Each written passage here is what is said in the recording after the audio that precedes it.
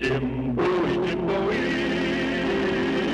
he was a bold adventuring man. Jim Bowie, battled for right with a powerful hand. His blade was tempered and so was he. Indestructible steel was he. Jim Bowie, he was a fighter, a fearless and mighty adventuring man.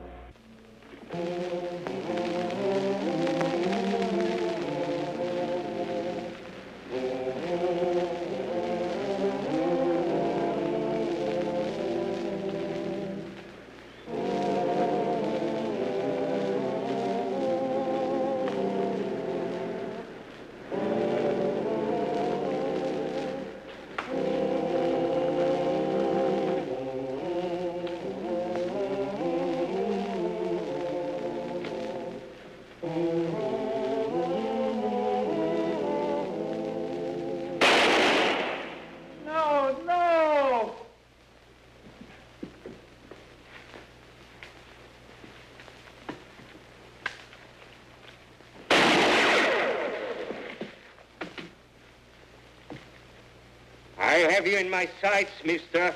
I'll give you just 5 seconds to stand up and explain yourself. Would you by any chance be John James Audubon, painter of wild birds? Jim Bowie.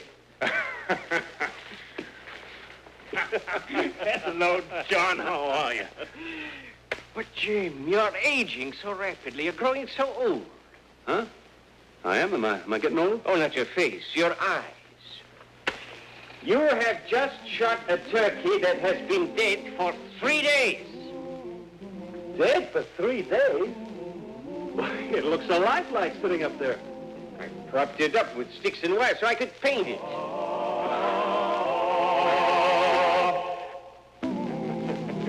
If you knew the trouble I went to even finding one. Wild turkey cocks are getting rarer every year, especially a specimen as magnificent as this one. Now you've ruined him. Why can you blame me for wanting to kill you? No, I suppose not. Tell you what, John, I was on my way home, but I'll stay and help you hunt another. Agreed. I'm glad to find you are still a gentleman. Oh, I got a little surprise for you. Something you wanted pretty bad last time I was here. Come with me. I was just on the way up to the plantation house to see you. Here you are. Golden pheasant. This is wonderful. What size and color? Two of them. Oh, well, only one is for painting. The other one is for something you usually forget to do, John. Huh? Eating. Oh. Here, you can paint the one with the long tail feathers. Isn't so beautiful, Jim? You know, I tramped through the woods, the marshes, the bayous, day after day, until finally, one afternoon, she came right into my head. And this, the mallard. You know, I lay in the swamp one night, soaked to my skin, to shoot one in the morning. Do you like them, Jim? You are a woodsman. Tell me what you think of my birds. Well, now, look at this. John, I'm no judge of art or even an expert on birds. But when I look at one of your pictures, it's as if... it's just as if I was seeing that bird for the very first time, even though I may have seen it 100 times before. Precisely. That's what I want to show. The bird and the environment all must be true. And yet, it's pleasing. Yeah, John, but why the hurry? You'll be running out of birds soon to paint. And I will paint the animals and the insects of America. It would take 2 lifetimes to do it all. Must be a kind of nice feeling to know just what you want to do for the rest of your life. Don't you, Jim? No. No, I have no talent like this. There's nothing I can do that anyone will ever remember me for. But, Jim, you have a marvelous talent for living fully and with style. You know, young as you are already, you have made your presence felt. Me, all they will ever remember of me, my birds. Someone hunting.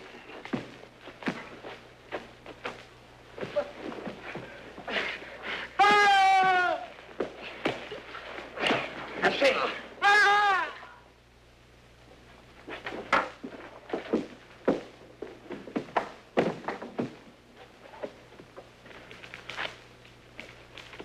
What goes there? Suivez-moi.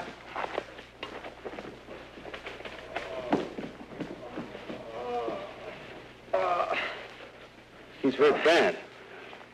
You stay with him. I'll see if I can catch him. Careful, Jim. They're armed.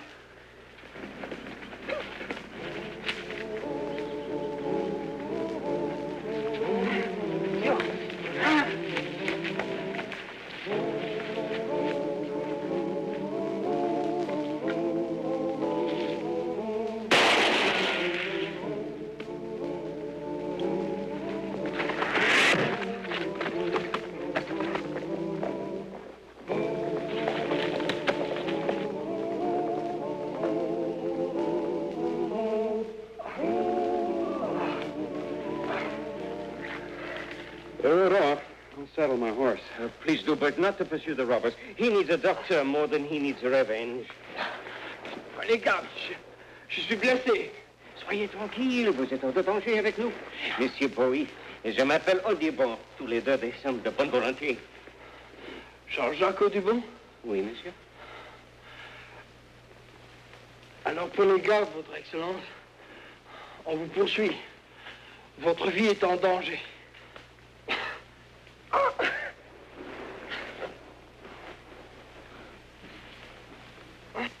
What do you say? It was very strange. He knew my full name. He called me sire. He said my life was in danger. Why would your life be in danger? I wouldn't know. You better ride to Baton Rouge for Dr. Menard. This one is in much more danger than I. Oh, and stop first at the plantation and have them send a wagon. Then bring the doctor there. The plantation to which Audubon brought the wounded Frenchman and Jim the doctor from Baton Rouge was owned by the Perry family of Louisiana Parish. Here, Audubon and his wife, Lucy, lived with their two boys, Lucy helping to pay their way by teaching school, Audubon by giving music and dancing lessons. Poor though they were, their quiet charm and artistic sensitivity made them warmly welcome in the leisurely way of plantation life. Where are the boys, Mrs. Audubon? I miss them. Well, they're staying with friends for a few days over in Latour Parish. Oh. Growing up fast, are they? You should see them. Very handsome young gentlemen they are, too.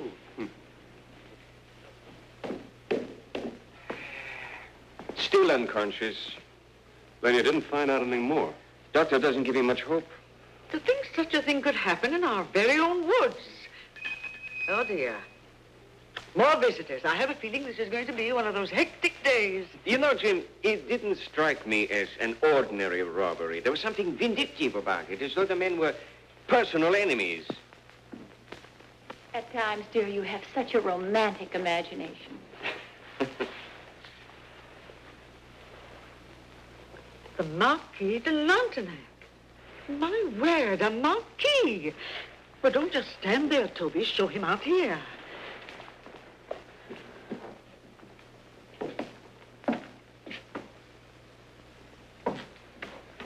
Will you please pardon the intrusion, mesdames, messieurs? It is a rare honor to receive a marquis. A marquis in exile and in memory only, madame. Since the horrible revolution, one must be cautious with titles. Oh, yes. But enough of myself for the moment, pray. You are, I presume, the lady of the house? Your pardon, Marquis. I'm Mrs. Peary. You are most welcome to this house. If there's anything you wish. Information only, madame. I'm seeking a certain gentleman, and when I have found him and given him my message, my business will be finished. Now tell me, do you have one living here named Jean-Jacques Audubon? I'm Audubon, sir. May I have the pleasure of introducing... As your servant, a most humble subject. I thank heaven you are safe and in good health, your majesty. Is this a joke? What is this? Come on your feet, man. This is America. I'm only showing the respect and reverence due to the King of France, your majesty. You are Louis Charles XVII, rightful heir to the throne of France. The Dauphin? King, Majesty. Oh, John. Now, look here, sir. If you think I am the long-lost Dauphin, why, it's utter nonsense. I want it stopped. What you call it, Your Majesty, cannot alter the facts. France is in a state of turmoil. She needs you. A strong cartel of aristocrats have pledged their lives if you will but claim your heritage. A ship awaits you now in New Orleans harbor to take you back to France. What if it is true, John? It could be, couldn't it? Ridiculous. I was born April 26, 1785 in Les Cages on the island of Saint-Domingue. Can you prove your date and place of birth, Your Majesty? I take the word of my good father, the Captain, rest his soul. And stop calling me Your Majesty. 1,000 pardons, sire, but you precisely made my point. You cannot prove your statement, but we can prove ours. It is possible, darling. The least you could do is let the gentleman show you the proof. Unfortunately, madame, I do not have this proof on my person. Those valuable documents rest with certain well-chosen compatriots who even now await His Majesty in Baton Rouge. It's not because I love you so much, darling, but I really have felt you were superior to other men in so many ways. I am an American by choice. A plain, simple, happy man, made so by good fortune, a little talent, and a loving wife. If I should go with you to France, what happens to my wife? Since she's not of noble birth, I assume an annulment could be arranged. She could accompany you, of course. Accompany me?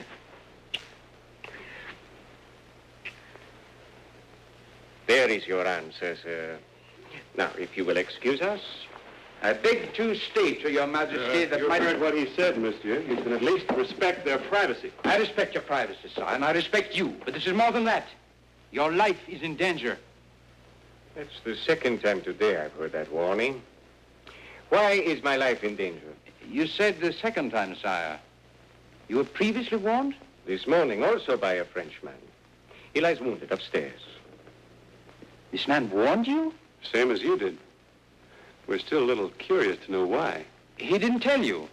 No, he warned me. He's been unconscious ever since. I shudder to think who this man might be. May I have permission to see him, sire? Well, I don't see why not. The sooner we get to the bottom of all this, the better. He'll take you up.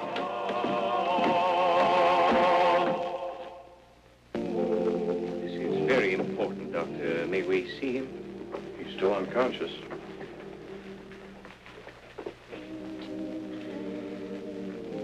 This is not our friend, sire. This is our enemy. One of the secret society of the Charbonnerie, dedicated to the complete annihilation of the Royal Bourbon line. He's here in America to kill you. He doesn't seem so fierce. It's incredible. His presence here proves only one thing, sire. Your enemies have found you before we did. Your Majesty must not remain here, isolated and unprotected. If there are fanatics about, they won't stop with me. I'm worried about Lucy and my boys. Yes? And where are your sons, sire? Well, they're over in... They're visiting friends, monsieur. Monsieur is suspicious of me. Well, I just think we ought to wait and hear this man's side of the story, that's all. Quite right. You're quite right to be suspicious. Therefore, I suggest that you, sire, go immediately with your wife to Baton Rouge and place yourselves under the full protection of the civil authorities. He's right about protection, John. I think you ought to go. You coming, Jim? No, I'll wait here. If any more Frenchmen turn up to warn you your life's in danger, I'll take the message.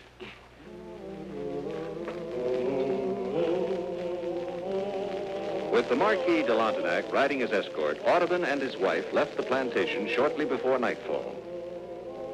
Inside the carriage, both were remembering the tales they had heard of the lost Dauphin, of the little 10-year-old boy, the son of a king and queen doomed to die under the guillotine. They remembered the plots against the boy's life and of his being given into the custody of a shoemaker, only to fall ill and allegedly die. But there was no certificate of death, nor any witnesses. Lucy couldn't help wondering.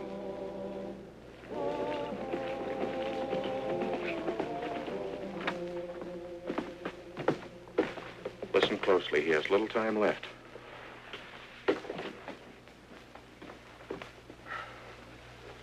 Yes? Monsieur Audubon? No. No, I'm his friend, Jim Bowie. What is your concern for Mr. Audubon? I have come to warn him. His life is in danger. The Marquis has already told us that. The Marquis? The Marquis de l'Antoinette. But that cannot be, monsieur. I am the Marquis de l'Antoinette. Don't lie to me. I am not lying. Easy, monsieur. Your wound's very grave. I know. I am dying. The other is the one who lies. He will kill the Dauphin.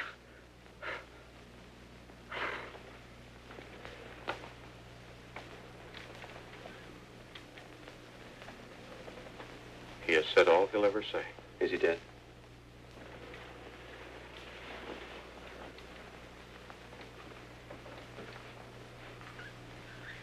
You think he was lying, Doctor? Who knows? If he wasn't lying, then the other one was, and he's taking the Audubons to Baton Rouge. I've got to go to Baton Rouge to make arrangements. I'll go with you. I haven't time to wait for you.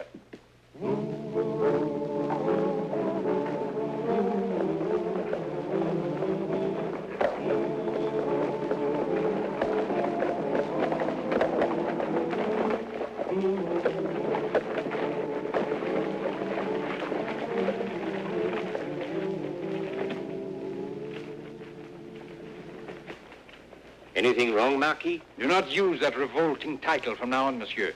It is with pride that I tell you I'm a man of the Republic. What? You're my prisoner, monsieur. You'll be tried tonight in Baton Rouge before the sons of the French Revolution. If you cannot prove that you are not the Dauphin, you will die. Oh, no. Back in the carriage, monsieur.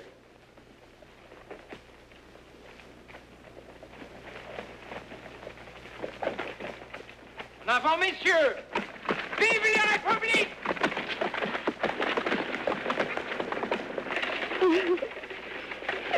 Please look slowly, my dear. This is America. No Frenchman dare try me here.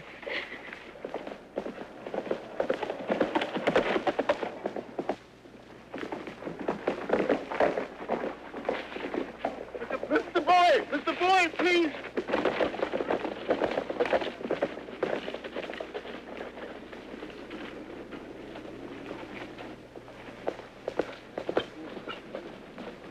Stop that man! Shoot him!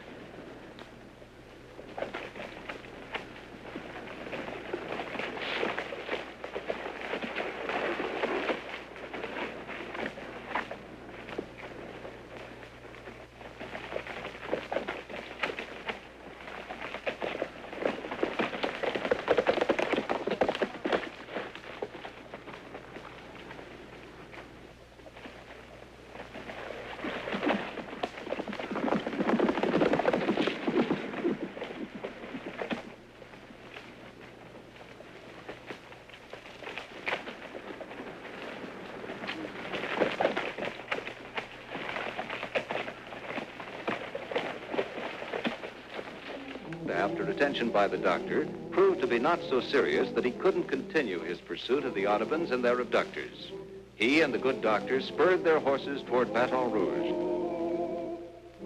By the time Jim and Dr. Maynard reached Baton Rouge, they had decided that Doc would alert the police while Jim inquired at the inn for information about a Frenchman answering the description of the false Marquis. Jim learned from the innkeeper that the Marquis de Lantenac had ordered his baggage sent to the steamboat warehouse near the landing. The man who gave such orders must obviously be the false Marquis.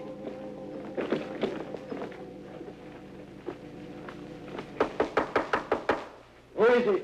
The reporter from the Red Lion Inn, sir. Yeah, all right, porter.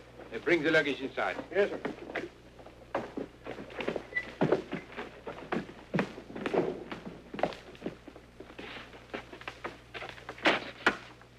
Put them over there, porter, with these things. Yes, sir. And be quick about it.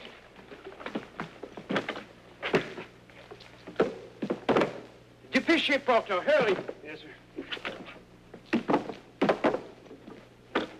All right. Here, this is for you. Thank you, sir. Castilla! Make one sound, that'll be your last. Are the Audubons still alive? Are they? Oui, monsieur. Where are they? Over there. You take me to them. And don't think you can run faster or dodge quicker than this knife. Oui, monsieur. Go on, move.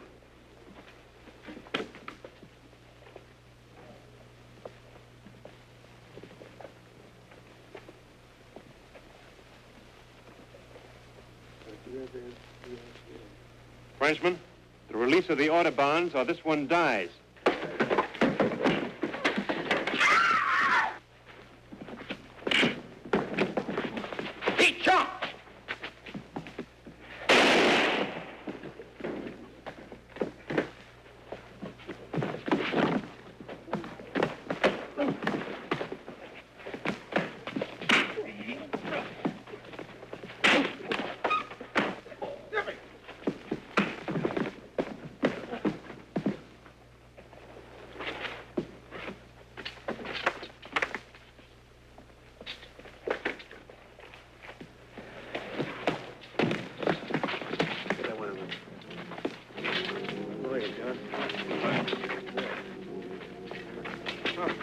Are you all right, Jim? Yes, I am, Doc, but I'm glad you got here.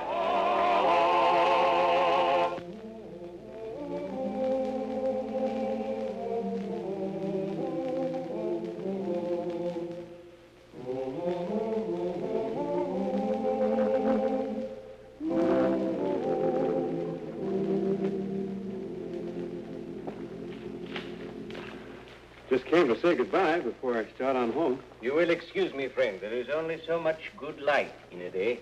Oh. John, there's just one thing I'd like to know, and you have my word for it, won't go any further. Yes, Jim? Are you really the Dauphin?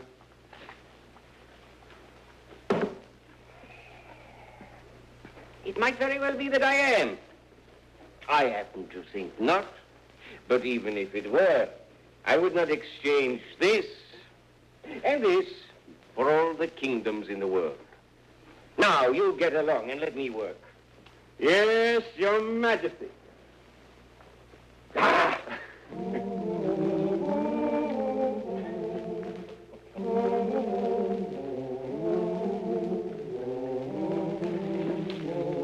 Audubon never mentioned the adventure in his famous journals, yet there are those who still believe he was the lost Dauphin. Who knows? It remains one of the great historical mysteries of all time.